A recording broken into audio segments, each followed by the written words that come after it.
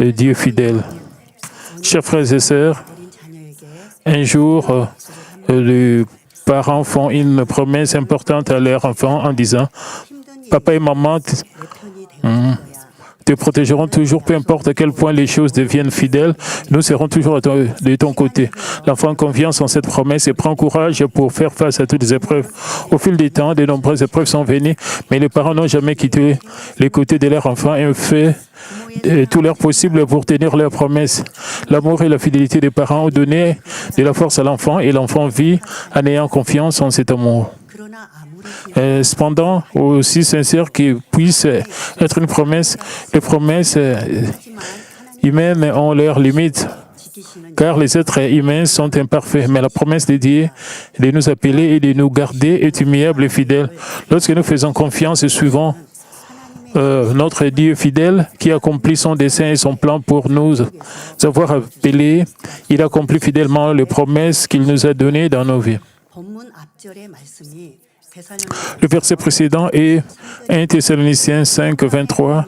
Il est dit « Que le Dieu de paix vous sanctifie lui-même tout entier et que tout votre être, l'esprit, l'âme et le corps soient conservés irrépréhensibles lors de l'avènement de notre Seigneur Jésus-Christ. » Jésus a choisi chacun d'entre nous parmi tant de personnes nous appeler dans notre Église afin de nous sanctifier, de nous perfectionner et de nous rendre irréprochables devant lui.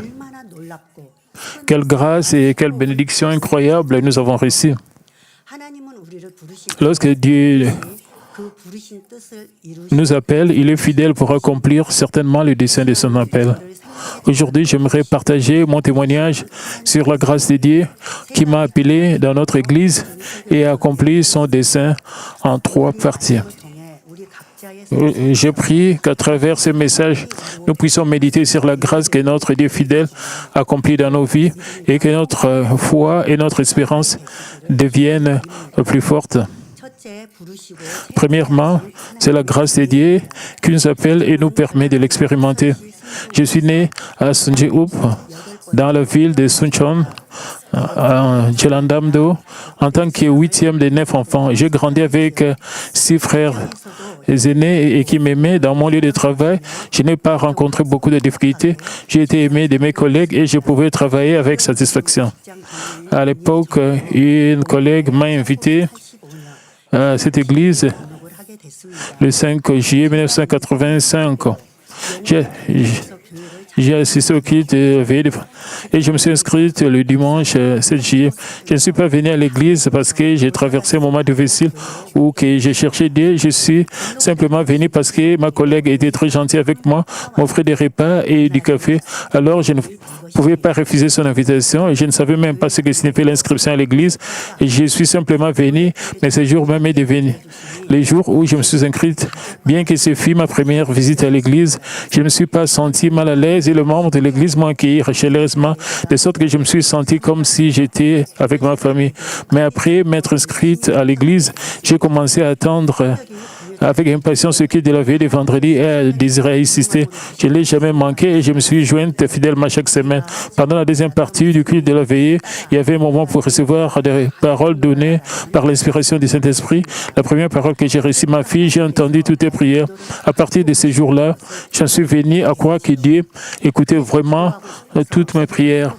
Mais bien que je voulais prier, j'avais tellement de choses dans mon cœur, mais j'avais du mal à les exprimer avec des mots. Puis un jour, ma collègue m'a expliqué comment prier. Quand je montais dans un bus, je priais, Seigneur, s'il te plaît, protège-moi et garde-moi en sécurité jusqu'à ce que j'arrive. Avant de m'endormir, je priais, Seigneur, laisse-moi dormir dans tes bras. Quand je me réveillais, Seigneur, merci pour ce nouveau jour, guide-moi et protège-moi aujourd'hui. Et j'ai suivi son exemple et j'ai prié ainsi. Alors que j'ai commencé à prier peu à peu, un désir profond pour mon Dieu a commencé à grandir dans mon cœur.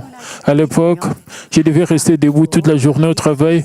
Au moment où je finissais de travailler, mes jambes me faisaient mal et j'étais très fatigué. En attendant le bus, j'ai prié, Seigneur, mes jambes me font tellement mal, aide-moi à trouver une place pour que je puisse m'asseoir. Puis j'ai monté dans le bus. Étonnamment, la personne assise en face de moi descendait à l'arrêt suivant et plusieurs fois, j'ai fait l'expérience de pouvoir prendre cette place. Comme le bus était toujours plein à craquer pendant l'heure de pointe, et j'étais profondément reconnaissante, voyant ces expériences comme la réponse de Dieu à ma prière. Il y avait aussi des clients exigeants pendant que je travaillais. Par exemple, certains clients essayaient 10 paires de jeans, mais répartaient sans en acheter. Et cela pouvait être fatigant et difficile pour le personnel. Et chaque matin, j'ai prié donc ainsi. J'ai prié, Dieu éloigne les clients exigeants aujourd'hui et envoie des clients gentils et faciles à vivre qui nous aideront aussi à faire de bonnes ventes. J'étais étonné de voir un client exigeant partir pour un autre magasin et ne pas revenir. 백화점 직원들이 오늘 미소한 기도가 기도빨이 센가 봐요라고 말을 들을 때도 있었습니다. Mes collègues de travail ont même dit Mademoiselle Wang, vos prières doivent être puissantes à travers ces petites expériences de prière exaucées. Ensuite, je suis venu à croire à Dieu, attendre vraiment ma prière et ma confiance en lui est devenue plus profonde. En y repensant, ce n'était peut-être pas les prières le plus désintéressées, mais en tant que nouvelle croyante, j'ai simplement prié pour ce dont j'avais besoin et je crois que Dieu a répondu à sa prière. Comme j'ai expérimenté le fait que Dieu répondait à ces petites prières, j'ai commencé à désirer la prière. J'ai progressivement goûté à la joie de la prière et développé l'habitude de prier avec une foi et une confiance plus grande. À travers ces expériences, je grandis dans ma foi et ma confiance, sachant que Dieu m'aime et est toujours avec moi.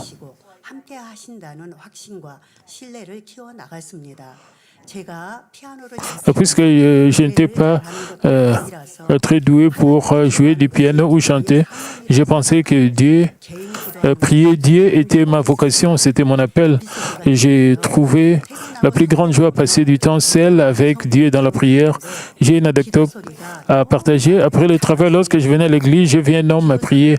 Sa prière était claire et sincère. En écoutant sa prière, je me souviens avoir prié, Seigneur, aide-moi à prier. Et comme cet homme,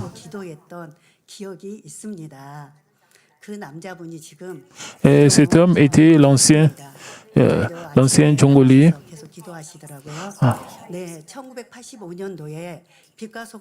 En 1985, lorsque la mission Lumière et Ciel a été créée, j'ai senti que je devais prier pour sa croissance et pour que plus d'âmes soient sauvées.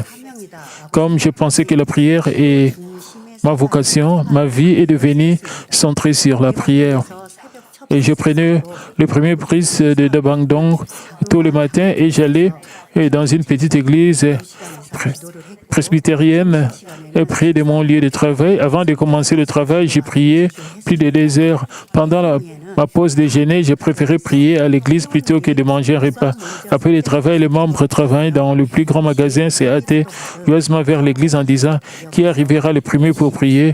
Nous nous consacrions à la prière parce que nous prions pour chaque personne et que nous voulons évangéliser par son nom. Dieu a envoyé de nouveaux venus et les a aidés à bien s'installer dans leur foi. À travers les expériences de l'œuvre de Dieu dans la mission Lumière et Ciel, Dieu a fortifié notre foi. Vers septembre 1985, j'ai raté une marche en descendant les escaliers et je suis tombé. Mes genoux ont été gravement blessés.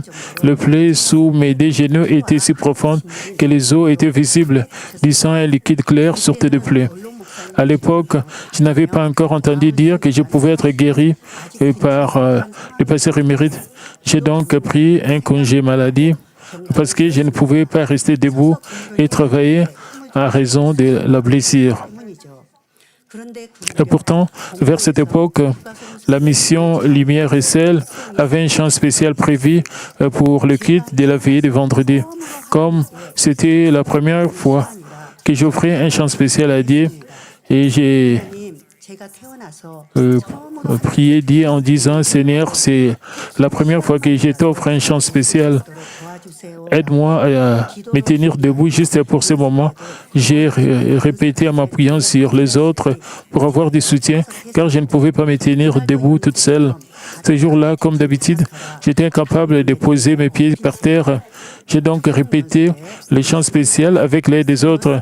J'ai m'asseyais sur le banc du piano et je répétais en me tenant le jambe à cause de la douleur. Après la répétition, avant mon temps de prière personnelle, j'ai chanté les cantiques 349 et je cherche l'aide du Seigneur plusieurs fois. Et puis j'ai prié de tout mon cœur.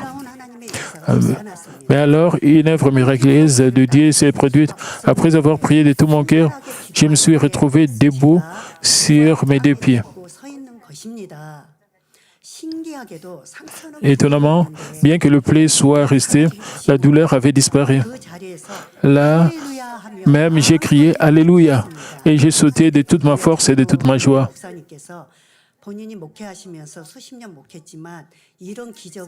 Et pour la première fois de ma vie, j'ai offert joyeusement les chants spéciaux pendant le culte de la veillée de vendredi. De même, j'ai personnellement expérimenté que Dieu est vraiment vivant et que les membres de la mission Lumière et Sel ont également grandi dans la foi en étant témoins de l'œuvre de Dieu dans ma vie. C'était la première guérison. Les expériences que j'ai eues pendant la retraite de Lengdo en 1986 sont devenues bénédictions qui a fortifié ma confiance en Dieu et dans le pasteur émérite. Après la retraite, la mission Lumière et Sel a connu une croissance explosive transcendant les limitations dénominationnelles. Alors que nous continuons à évangéliser et à expérimenter le réveil, j'ai eu une autre expérience de guérison. J'ai été guéri du pied d'athlète. Les employés travaillant pour le grand magasin souffraient du pied d'athlète parce qu'elles portaient des bas et restaient debout toute la journée. En 1987, l'incident des 5 océans impliquait un groupe religieux est devenu un problème social majeur et les activités religieuses au sein des grandes entreprises ont fait face à des restrictions. Même sur mon lieu de travail, il y a eu de la persécution contre la mission Lumière et Sel. À l'époque, le président et les secrétaires ont tous dû quitter l'entreprise, mais l'essentiel assumer la responsabilité en tant que responsable dans l'équipe de la mission. Lorsque j'ai partagé cette situation avec le pasteur émérite, il a dit c'est la volonté de Dieu, expliquant comment l'Église primitive avait été dispersée par la persécution, ce qui avait répandu l'Évangile dans le monde entier. Il a expliqué que de la même manière, c'est la providence de Dieu de disperser les membres de la mission Lumière et Sel, non pas en un seul lieu, mais dans tout Séoul et la province de Gyeonggi pour prêcher l'Évangile et sauver encore plus d'âmes. Après avoir entendu ces paroles, j'ai acquis la vision que je pouvais tout faire, mais j'ai été convoqué par un directeur au siège de l'entreprise. Il a expliqué des inquiétudes et m'a demandé de choisir entre l'entreprise et l'Église. À l'époque, comme ma foi n'était pas encore profondément enracinée dans la parole, j'ai manqué de sagesse pour donner une réponse avisée. J'ai donc répondu que je ne pouvais pas vivre sans Dieu et sans l'Église. Quelques jours plus tard, en guise d'imitation disciplinaire, l'entreprise m'a déplacé du grand magasin vers son supermarché en sous-sol, restant debout toute la journée sans une seule pause et m'épuisé totalement. Puis des taches sont apparues sur mes pieds et se sont infectées. Je ne pouvais plus rester debout au travail et j'ai donc pris un congé médical. Lorsque je suis allé à l'hôpital pour obtenir un certificat médical, le médecin dit qu'il s'agissait d'une infection bactérienne au 3e degré, que je pourrais même devoir me faire amputer le pied. Mes orteils, mes plantes de pied et le dessus de mes pieds étaient si gravement infectés qu'ils sointaient du puits et du sang, laissant fuir du liquide à travers le bandage et dégageant une mauvaise odeur. Ayant auparavant expérimenté la guérison des dieux, j'avais un désir ardent d'être guéri par les jeûnes et la prière. J'ai jeûné pendant 3 jours, j'ai mangé légèrement pendant un jour, puis j'ai à nouveau jeûné pendant 3 jours. Vers cette époque, notre pasteur Émérite est venu comme orateur invité pour un événement de la mission Lumière et Sel. J'ai servi dans la préparation de l'événement en enveloppant mon pied blessé dans plusieurs couches de bandages. Après l'événement, j'ai reçu la prière de notre pasteur émérite. Quelques jours plus tard, j'ai vu que la plaie sur mon pied qui avait sointé du sang et du puits était devenue noire et sèche comme l'écorce de pin.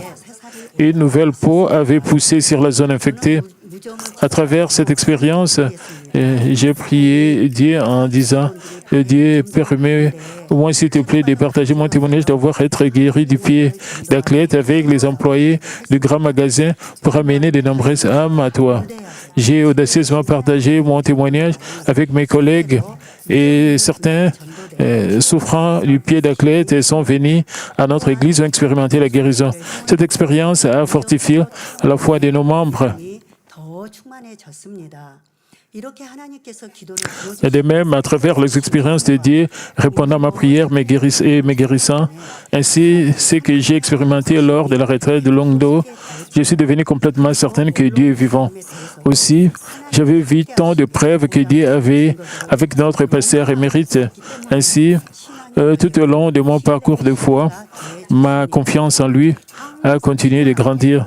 J'avais toujours souffert de la fatigue et des maux de tête, mais alors que je marchais par la foi, ces symptômes ont été complètement guéris et j'ai vécu sans médicaments depuis lors.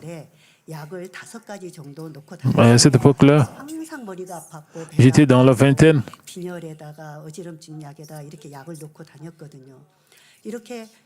Je prenais aussi plusieurs sortes de choses. J'ai également dit Amen à la parole de Dieu. Alors que je devenais rempli du Saint-Esprit, mon corps faible est devenu fort. J'ai également eu une autre expérience spirituelle qui a approfondi ma confiance en Dieu. Après avoir rejoint l'Église et expérimenté la guérison, j'ai commencé à lire la Bible parce que je voulais en savoir plus sur Dieu. Pendant l'hiver 1985, alors que je lisais la Bible, j'ai entendu une voix claire et puissante. Elle disait « Cantique 373 ». Je suis donc revenu à mes esprits et j'ai ouvert le Cantique 373. Debout, Sainte Cohorte, l'heure du combat a sonné. Donner cœur, esprit, âme et force pour servir le roi des rois. Debout, Sainte Cohorte, son royaume tarde encore à mener les jours de la fraternité, mettez fin à la nuit du mal. Debout, Sainte Cohorte, l'Église vous attend. Et sa force est inégale à sa tâche. Élevez-vous et rendez-la grande. Élevez bien haut la croix du Christ, marchez là où c'est peut marcher en tant que frère et du Fils de l'homme, debout, Sainte Cohorte. C'était une expérience remarquable et j'ai réalisé que Dieu m'appelait à accomplir son œuvre parce qu'il y avait beaucoup de travail à faire dans l'Église. Je voulais passer tout mon temps à l'Église et j'ai appris à aimer les membres de notre Église et mes compagnons de travail. Ma vie s'est résumée donc uniquement à la maison, au travail, à l'Église, mais concentrée uniquement sur le travail de l'Église et le salut et des hommes. Donc avant, j'avais plusieurs amis dans le monde, mais quand j'ai accepté le Seigneur, ma vie était seulement le travail, l'Église et le salut des âmes. La couverture du bulletin de l'Église a montré le sanctuaire principal avec plusieurs personnes dans le parvis. En regardant cette image, j'ai prié au Dieu, je vais moi aussi travailler dans ton sanctuaire. J'ai prié au Dieu, je désire être quelqu'un qui puisse même nettoyer le parvis de ton sanctuaire. La voix, elle disait, un jour, donc tout en vivant dans la grâce de Dieu, j'ai vu notre expérience. Un jour, alors que j'ai prié, et j'ai entendu une voix, la même voix que j'avais entendue des années plus tôt en lisant. La voix disait Éphésiens 4, 26. J'ai donc ouvert ma Bible à Éphésiens. Si vous mettez en colère, ne péchez point, que le soleil ne se couche pas sur votre colère.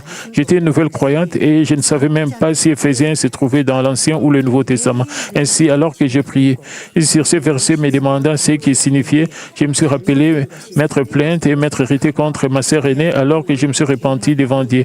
Ma sœur aînée fréquentait notre église, mais elle s'inquiétait parce que je m'étais soudainement très investi dans l'église, rentrant tard tous les jours et parfois ne rentrant pas du tout. Elle pensait quelque chose n'allait pas et désapprouvait mon comportement. Elle me disait, même si tu vas à l'église, tu as quand même ta propre vie, tu n'es pas pasteur, alors pourquoi passes-tu tout ton temps à l'église. Quand je rentrais tard des dîners d'entreprise, cela ne la dérangeait pas du tout. Je ne pouvais pas comprendre pourquoi elle ne m'aimait pas alors que je priais et faisais le bien à l'église. Je ne comprenais pas pourquoi elle m'aimait pas et je me sentais mal à l'aise avec elle. Par exemple, lorsque ma sœur regardait la télévision, je m'agenouillais devant elle, je joignais les mains et je priais en larmes et dit, ma grande sœur, regarde cette boîte du diable, bien qu'elle aille à l'église, pardonne-lui s'il te plaît, elle ne doit pas aller en enfer. Ma sœur disait, même le pasteur regarde la télévision. Et elle croyait qu'il y avait quelque chose de gravement anormal dans ma foi.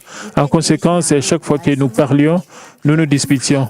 J'étais passionné par ma foi, mais j'ai manqué de compréhension de la parole de Dieu. J'agissais donc selon ma propre perspective. Je blessais ma sœur et la rendais mal à l'aise. Après avoir entendu Ephésiens 4, 26, j'ai immédiatement obéi et je me suis agenouillé devant ma sœur en ces jours-là. Je me suis excusé d'avoir parlé avec irritation et de l'avoir blessé et je lui ai demandé pardon. J'ai confessé que j'avais eu tort et je me suis repenti parce que notre Église nous enseigne à aimer et à servir les autres selon la parole de Dieu.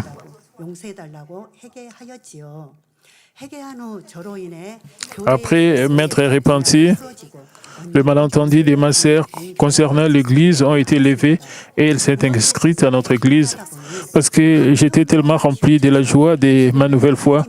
J'étais devenu unilatéral et je ne tenais pas compte des autres, provoquant des conflits. Je suis profondément reconnaissante envers Dieu le Père de me l'avoir montré par sa parole et de m'avoir amené à restaurer l'harmonie. Chers membres de ma famille, si quelqu'un à la maison ou au travail n'était pas d'accord avec moi, si jamais vous vous êtes senti blessé, si vous êtes plein, si vous êtes irrité ou si vous avez perdu votre sang-froid, Dieu nous dit de nous en repartir avant que le soleil ne se couche. Donc si quelqu'un à la maison ou au travail n'était pas d'accord avec vous, donc, ma mère a également reçu un diagnostic de cancer de l'utérus et le médecin a dit qu'il ne pouvait rien faire. Après s'être inscrite à notre église et avoir reçu la prière de notre pasteur émérite pendant un réveil de 2 semaines, elle a été complètement guérie. Expérimenter une telle grâce a rempli mes journées de joie. Chers frères et sœurs, le christianisme est une foi d'expérience. Même si Dieu et le ciel sont invisibles, si nous les expérimentons, les voyons et les entendons, nous pouvons vraiment croire en eux. Comme Jean 4, 48 dit, Jésus lui dit, si vous ne voyez des miracles et des prodiges, vous ne croyez point. Je sais que beaucoup d'entre vous ont leur propre histoire de guérison, de réponse et bénédiction divine. Matthieu 13, 16 à 17 dit, mais errés sont vos yeux parce qu'ils voient et vos oreilles parce qu'ils entendent. Je vous le dis en vérité, beaucoup de prophètes et de justes ont désiré voir ce que vous voyez et ne l'ont pas vu, entendre ce que vous entendez et ne l'ont pas entendu.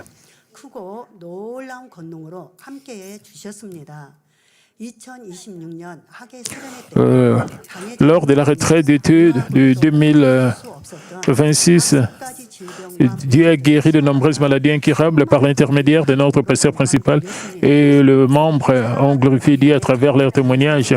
Chers membres de ma mine en Corée et à travers le monde, combien nous sommes bénis de voir et d'expérimenter les œuvres et la puissance du Dieu vivant dans notre marche de foi. 2 Corinthiens 6, 1 dit, « Puisque nous travaillons avec Dieu, nous vous exhortons à ne pas recevoir la grâce de Dieu en vain. Cherchez la grâce que vous avez reçue à travers cette expérience.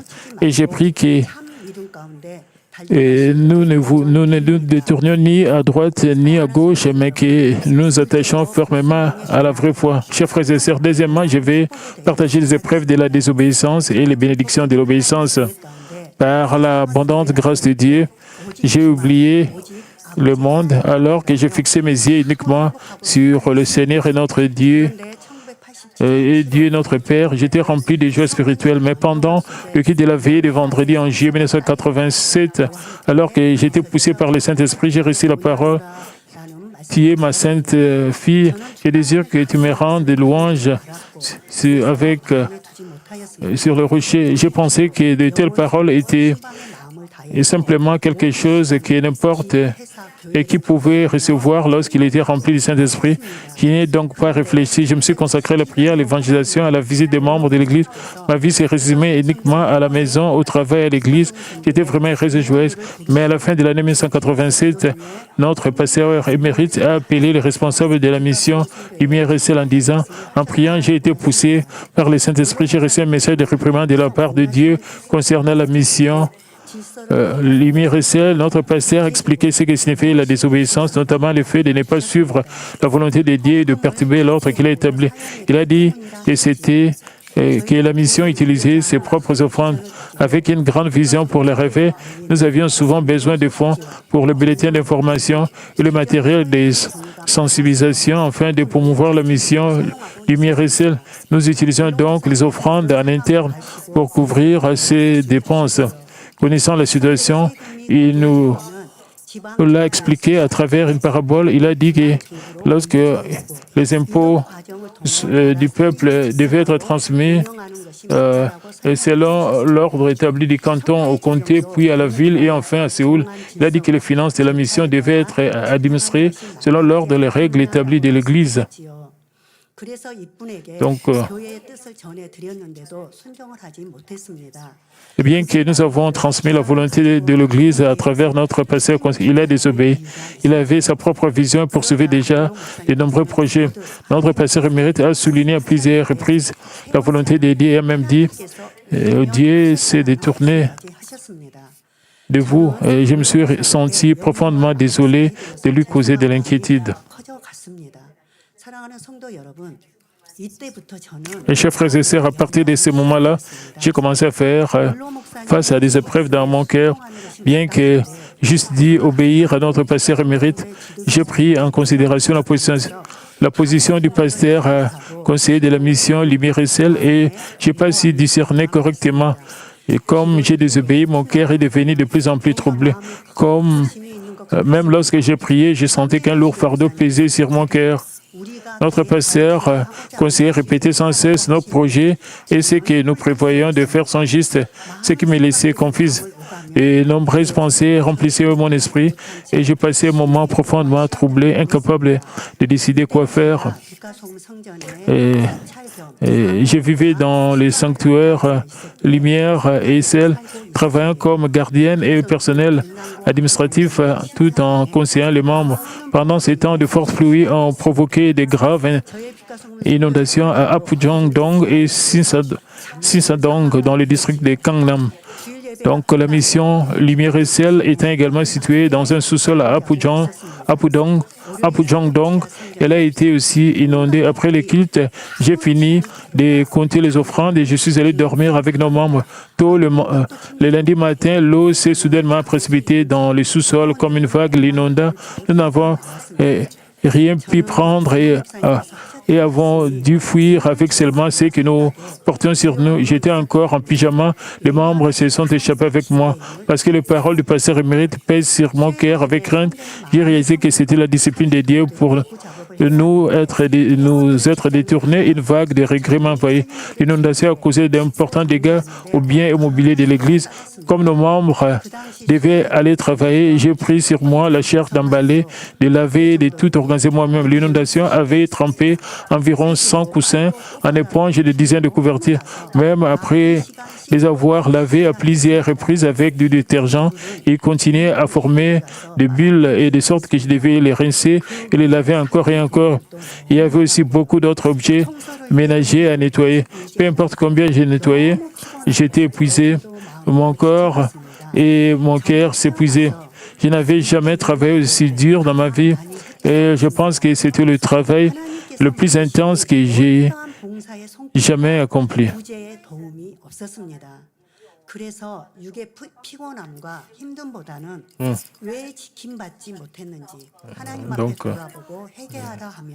Donc la propriétaire de l'immeuble est l'épouse d'un ancien de l'église presbytérienne m'ayant vie en vêtements de nuit, me donnant ses vêtements et de la nourriture et m'aida aux travaux de remise en état.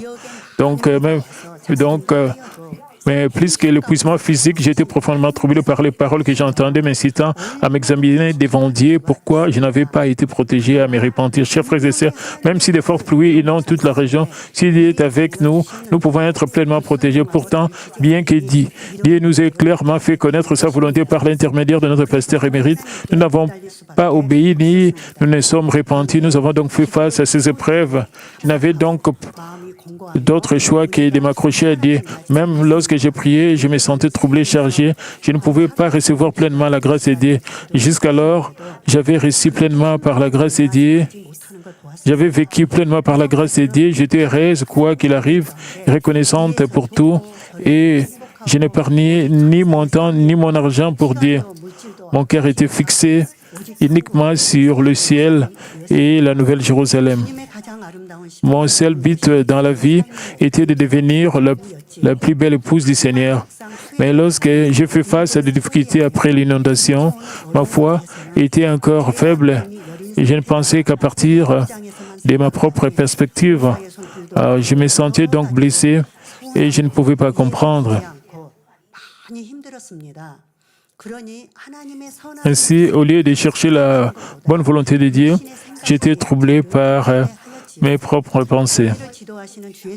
Je pensais si notre pasteur et conseiller avait dit Amen à la volonté de Dieu donnée par l'intermédiaire du pasteur émérite, nous n'aurions peut-être pas fait face à ces choses. Pourtant, j'ai pensé aussi aux responsables qui avaient travaillé si dur pour nous. Donc, le pasteur conseiller, et je me sentais désolé pour lui. Ainsi, mon cœur était tiraillé dans de nombreuses directions et la grâce qui m'avait autrefois remplie n'était plus là. J'ai traversé un moment vraiment difficile. Je me sentais profondément désolé devant Dieu et j'ai prié dans la repentance à travers des jeûnes de 7 jours, de 3 jours, cherchant à restaurer sa grâce. Mais ce n'était pas facile. En fin de compte, notre pasteur conseiller a gêné pendant 40 jours par sentiment des responsabilités. Les membres de la mission Lumière et Sel se sont également joints à lui avec des jeûnes de 3, 5, 7, 10 jours tout en travaillant, partageant son jeûne de 40 jours et prenant le temps de se repentir. À travers ces expériences, j'ai découvert mon mal à travers mes circonstances et les personnes qui m'entouraient. Par-dessus tout, et je remercie Dieu de m'avoir conduite si puissamment à discerner les choses spirituellement. Plus je priais, plus je me sentais fortement poussé à retourner à notre église principale. J'ai donc emballé mes affaires et je suis revenu vers décembre 1987. Chers frères et sœurs, nous devons comprendre combien Dieu déteste la désobéissance et combien de souffrances elle apporte. Notre pasteur conseiller et nous avions des projets pour évangéliser l'ensemble de l'industrie de distribution à Séoul, dans la province de Gyeonggi et à travers tout le pays, parce que nous croyons que nos projets étaient justes. Nous n'avions pas obéi aux paroles du pasteur émérite et en conséquence, nous avons fait face à de nombreuses difficultés et épreuves. Dans la Bible, le roi Saoul était devenu anxieux lorsque le prophète Samuel n'est pas arrivé à temps avant la bataille contre les Philistins et il a outrepassé son autorité en offrant lui-même l'Holocauste. Alors, le prophète Samuel a réprimandé Saoul disant, parce qu'il n'avait pas obéi au commandement de l'Éternel, il avait agi insensément. Il a dit que son règne ne durerait pas et que Dieu établirait un nouveau roi selon son cœur. Pourtant, Saoul n'a pas tiré des leçons de cela et a de nouveau désobéi à Dieu. Dieu a ordonné à Saoul de détruire les Amalécites, mais il a partagé le roi Agag et a rapporté le meilleur du bétail. Lorsque le prophète Samuel l'a réprimandé, le roi Saoul a trouvé des excuses et a justifié sa désobéissance. Ainsi, Saoul a désobéi à Dieu à plusieurs reprises et a insisté sur sa propre volonté. Il a fini par perdre sa couronne. Et de même, la conséquence de la désobéissance à la volonté de Dieu conduit à toutes sortes d'épreuves et de troubles. Et chers membres de Manmin, nous ne parvenons pas à obéir parce que nous suivons nos propres pensées, sentiments et raisonnements. Ceux qui sont vraiment prêts à obéir ne considèrent pas si cela leur profite ou leur nuit, ni et quelles sont leurs circonstances, leurs seules pensées et comment puis-je obéir alors que nous continuons à obéir, nos propres pensées sont brisées et nous pouvons expérimenter l'œuvre merveilleuse de Dieu. En écoutant le message du pasteur principal sur 1 Corinthiens, j'ai appris que la division et le conflit ne sont pas la volonté de Dieu et qu'il est important d'obéir à l'ordre de Dieu et de rechercher la paix.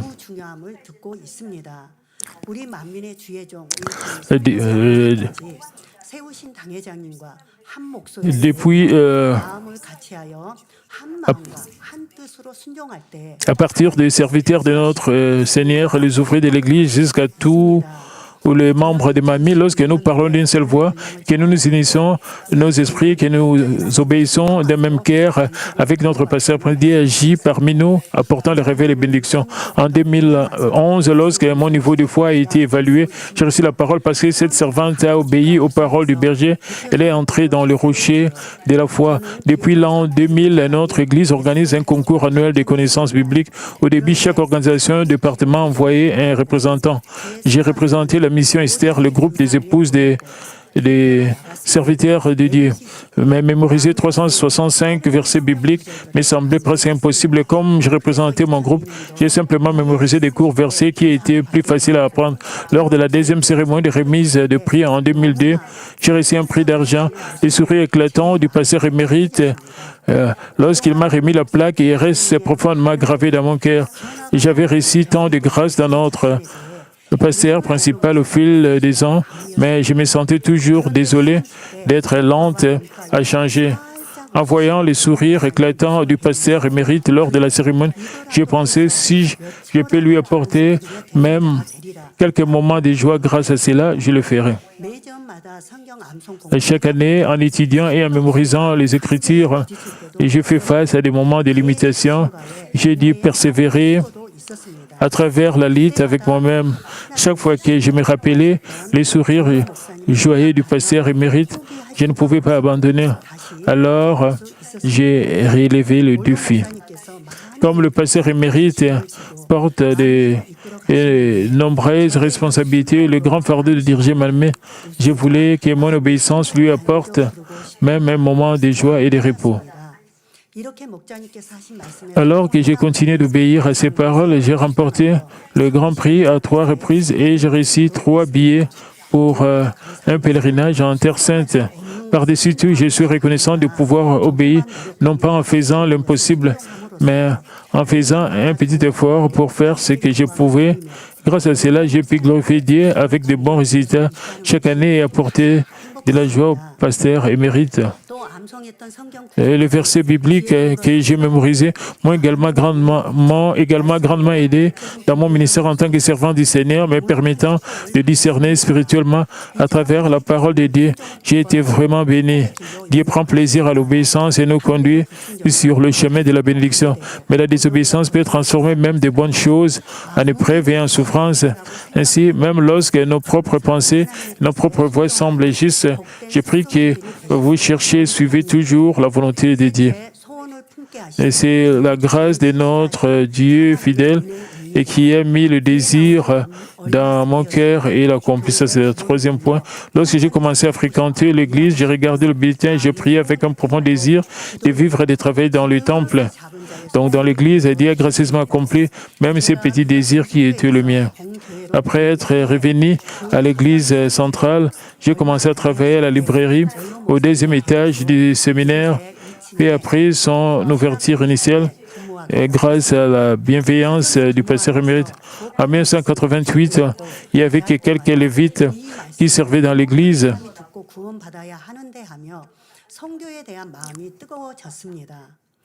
Donc, de nombreux jeunes adultes désiraient ardemment devenir lévite. Il m'a admiré donc pour mon travail à l'église. Pourtant, je voulais vivre pour les âmes et j'ai senti qu'être à leur côté était ma véritable vocation. Plutôt que de ressentir de la joie et de la gratitude, j'ai prié. Ce n'est pas là que je devais être. Guide-moi s'il te plaît. Bien que je serve dans la mission des jeunes adultes en tant que responsable et que je chante dans la chorale Emmanuel, je me sentais toujours insatisfait. Je me sentais troublé, croyant que ma vocation était de servir les hommes. Et j'ai prié souvent et j'ai chanté le cantique, mais voici, Seigneur, envoie-moi où tu voudras, je servirai avec gratitude sans chercher des reconnaissances. Je suis donc allé dans un centre de mission connu pour envoyer de nombreux missionnaires depuis la Corée, où j'ai appris des témoignages de missionnaires, reçu une formation et même rejoint une formation résidentielle, mais on m'a dit que je devais être envoyé comme missionnaire sous le nom de cette dénomination. Je ne voulais pas quitter mon église, servir sous une autre dénomination. J'ai donc abandonné cette idée.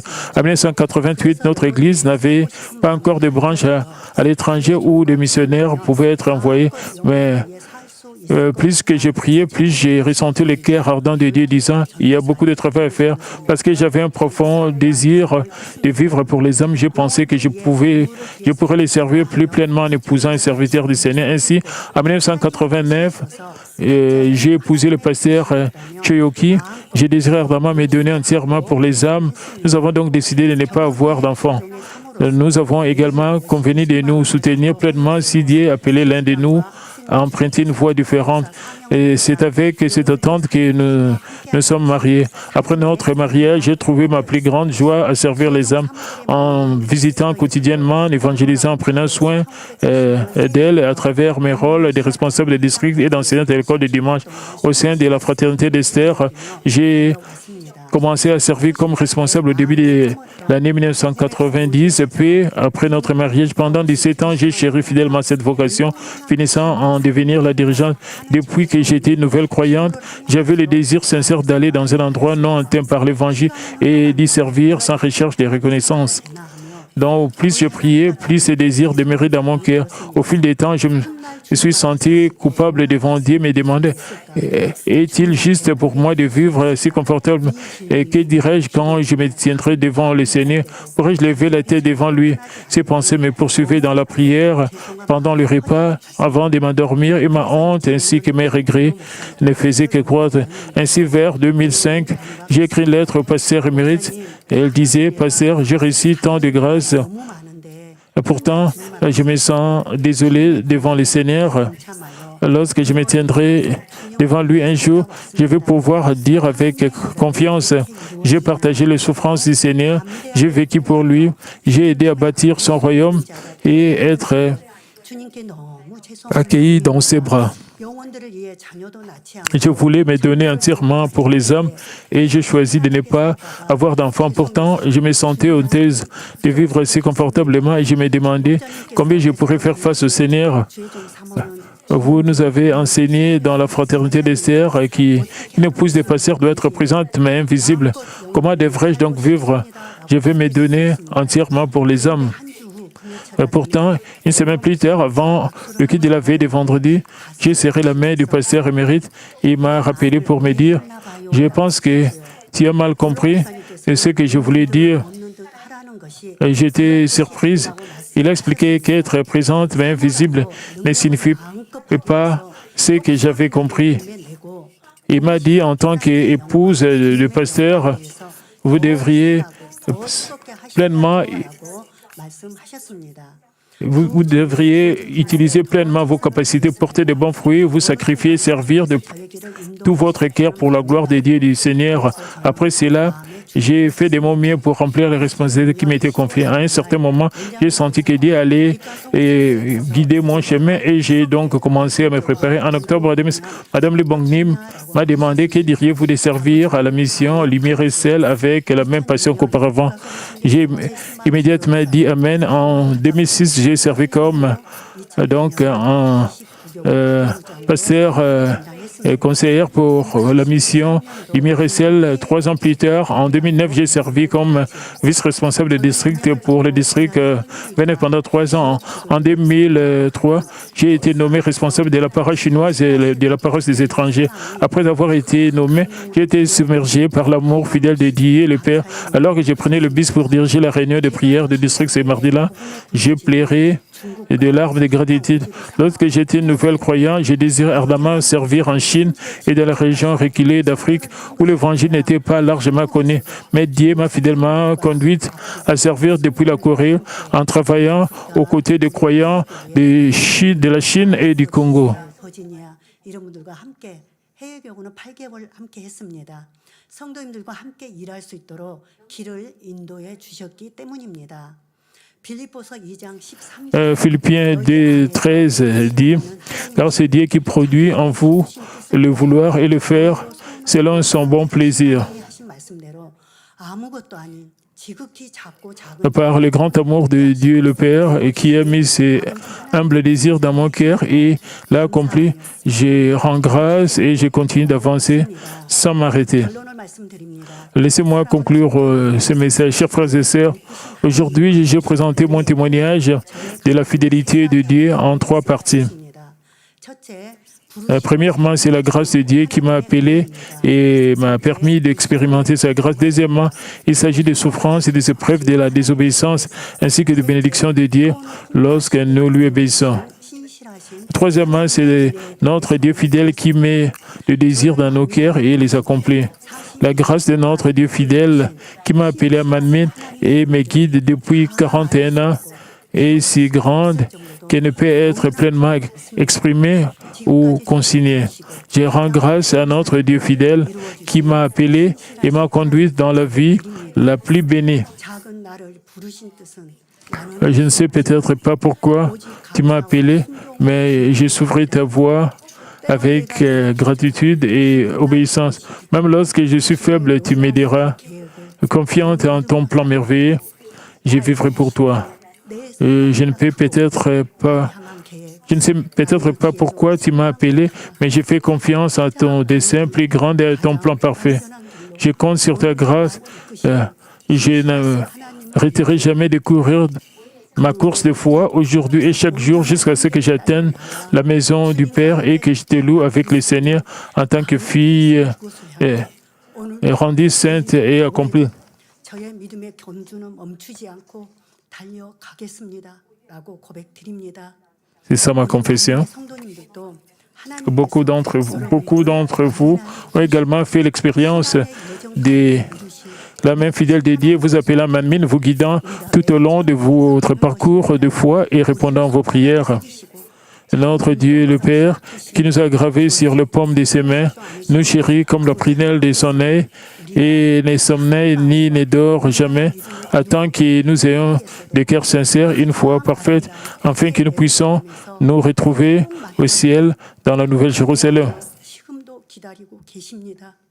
그것을 향해 믿음의 길을 멈추지 Puissions-nous ne jamais cesser de marcher sur le chemin de la foi, en portant du fruit en réponse à la grâce de Dieu qui nous a appelés et accompli son dessein, afin que nous puissions un jour rencontrer le Père et le Seigneur dans la Nouvelle Jérusalem.